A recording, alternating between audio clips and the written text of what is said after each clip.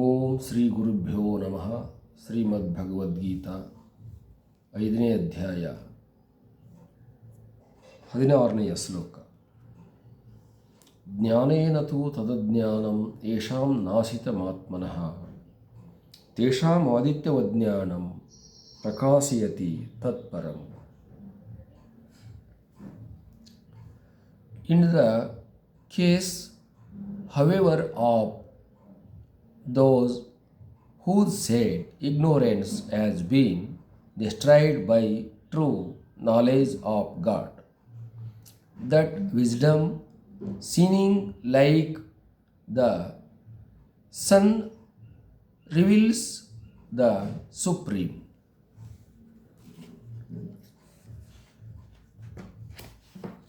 ಜ್ಞಾನ ಅನ್ನುವಂಥದ್ದು ಅಜ್ಞಾನವನ್ನು ನಾಶ ಮಾಡುತ್ತದೆ.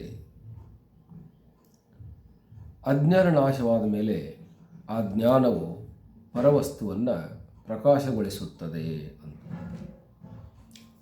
ಮನುಷ್ಯನಲ್ಲಿ ಅನಾದಿ ಕಾಲದಿಂದಲೂ ಬೆನ್ನು ಹತ್ತಿ ಬಂದಿರತಕ್ಕಂಥದ್ದು, ಜನ್ಮಾಂತರಗಳಲ್ಲಿ ಎಳೆದುಕೊಂಡು ಹೋಗ್ತಕ್ಕಂಥದ್ದು, ಹತ್ತಾರು ದುಃಖಗಳನ್ನು, ಕಷ್ಟಗಳನ್ನು, ನಷ್ಟಗಳನ್ನು ಉಂಟು ಮಾಡುವಂಥದ್ದು ಅಜ್ಞಾನವಾಗಿದೆ.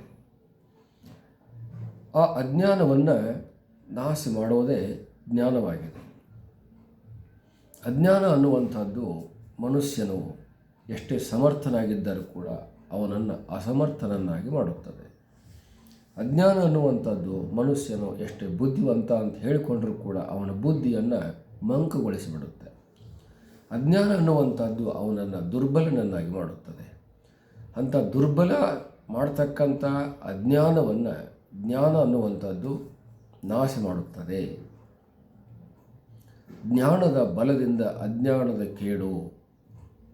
ಜ್ಞಾನ ಅನ್ನುವಂಥದ್ದು ಯಾವ ಮನುಷ್ಯನಿಗೆ ಲಭ್ಯವಾಗುತ್ತದೆಯೋ ಅವನ ಅಜ್ಞಾನ ಅನ್ನುವಂಥದ್ದು ಸಹಜವಾಗಿಯೇ ನಾಶವಾಗುತ್ತದೆ.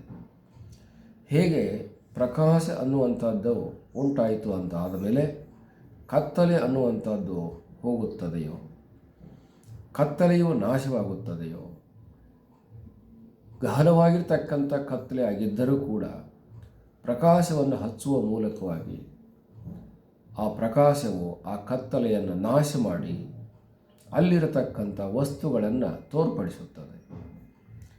ಅಲ್ಲಿ ಏನು ನಾವು ಯಾವ್ಯಾವ ವಸ್ತುಗಳನ್ನು ಇಟ್ಟಿದ್ದೇವೋ ಅದು ಕಡಿಮೆ ವಸ್ತುವಾಗಲಿ, ಬೆಲೆ ಬಾಳುವ ವಸ್ತುವಾಗಲಿ, ಆಪ್ಯಾಯಮಾನ ವಸ್ತುವಾಗಲಿ, ಅಥವಾ ಅದು ಬೇಡಾದ ವಸ್ತುವಾಗಲಿ, ಆ ಎಲ್ಲ ವಸ್ತುಗಳನ್ನು ಆ ಬೆಳಕು ಹೇಗೆ ಮನುಷ್ಯರಿಗೆ ತೋರಿಸುತ್ತದೆಯೋ ಹಾಗೆ ಜ್ಞಾನ ಅನ್ನುವಂಥದ್ದು ಜಗತ್ತಿನಲ್ಲಿರತಕ್ಕಂಥ ಎಲ್ಲ ವಸ್ತುಗಳನ್ನು ತೋರಿಸುತ್ತದೆ.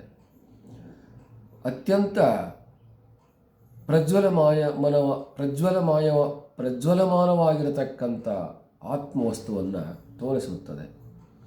ಜಗತ್ತನ್ನೇ ಬೆಳಗತಕ್ಕಂಥ ದಿವ್ಯ ಜ್ಯೋತಿಯನ್ನು ಜ್ಞಾನವು ದರ್ಶಿಸುತ್ತದೆ. ಜ್ಞಾನ ಅನ್ನುವಂಥದ್ದು ಜ್ಯೋತಿ ಸ್ವರೂಪವಾಗಿ ಆತನನ್ನು ಎಲ್ಲ ಕಡೆಗೂ ಬೆಳಗಿಸುತ್ತದೆ.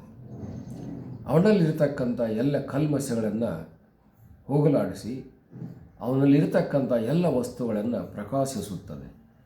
ಅದು ಎಲ್ಲ ವಸ್ತುಗಳನ್ನು ಪ್ರಕಾಶ ಮಾಡುವ ಮೂಲಕವಾಗಿ ಈ ಜ್ಞಾನವನ್ನು ಹೊಂದಿರತಕ್ಕಂಥ ವ್ಯಕ್ತಿಯು ಅವೆಲ್ಲವುಗಳ ದರ್ಶನ ಮಾಡಿಕೊಳ್ಳುವ ಮೂಲಕವಾಗಿ, ಆತ್ಮದರ್ಶನ ಮಾಡಿಕೊಳ್ಳುವ ಮೂಲಕವಾಗಿ ಆತನು ಸಂತುಷ್ಟನಾಗುತ್ತಾನೆ. ಕತ್ತಲಲ್ಲಿ ಮುಳುಗಿರತಕ್ಕಂಥ ಮನುಷ್ಯನಿಗೆ ಪ್ರಕಾಶ ಉಂಟಾದಾಗ ಹೇಗೆ ಸಂತೋಷವಾಗುತ್ತದೆಯೋ, ಅಜ್ಞಾನ ಅಂಧಕಾರದಲ್ಲಿ ಮುಳುಗಿರತಕ್ಕಂಥ ಈ ಮನುಷ್ಯನು ಜ್ಞಾನದ ಪ್ರಕಾಶದಿಂದ ಈತನು ಬಹಳ ಉತ್ತುಂಗ ಸ್ಥಾನಕ್ಕೆ ಹೋಗುತ್ತಾನೆ. ಹಾಗಾಗಿ ಜ್ಞಾನದ ಬಲದಿಂದ ಅಜ್ಞಾನದ ಕೇಡು, ತಮಂದದ ಬಲ ಅನ್ನುವಂಥದ್ದು ಜ್ಯೋತಿಯಿಂದ ಕೇಡಾಗುತ್ತದೆ. ಜ್ಯೋತಿಯ ಬಲದಿಂದ ತಮಂದದ ಕೇಡು, ಪರುಷದ ಬಲದಿಂದ ಅವಲೋಹದ ಕೇಡು ಅನ್ನುವಂಥದ್ದನ್ನು ಕೇಳಿದ್ದೇವೆ. ಹೇಗೆ ಪರುಷ ಮನಿಯು ತಗಲಿದಾಗ ಕಬ್ಬಿಣವು ಕೂಡ ಬಂಗಾರವಾಗಿ ಪರಿವರ್ತಿಸುತ್ತದೆ, ಅದು ಬಂಗಾರವಾಗಿ ತೋರ್ಪಡುತ್ತದೆ, ಮಾರ್ಪಡುತ್ತದೆ.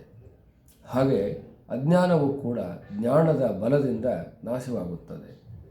ಕತ್ತಲೆಯು ಬೆಳಕಿನ ಸಹಾಯದಿಂದ ಹೇಗೆ ನಾಶವಾಗುತ್ತದೆಯೋ ಹಾಗೆ ಈ ಜ್ಞಾನ ಅನ್ನುವಂಥದ್ದು ಮನಸ್ಸಿನಲ್ಲಿ ಅನಾದಿ ಕಾಲದಿಂದ ಬೆನ್ನು ಹತ್ತಿ ಬಂದಿರತಕ್ಕಂಥ ಈ ಅಜ್ಞಾನವನ್ನು ನಾಶ ಮಾಡಿ ಸುಜ್ಞಾನಿಯನ್ನಾಗಿ ಮಾಡಿ ಈತನನ್ನು ಪರಮ ಪುನೀತನನ್ನಾಗಿ ಮಾಡುತ್ತದೆ, ಪರಬ್ರಹ್ಮವನ್ನಾಗಿ ಮಾಡುತ್ತದೆ.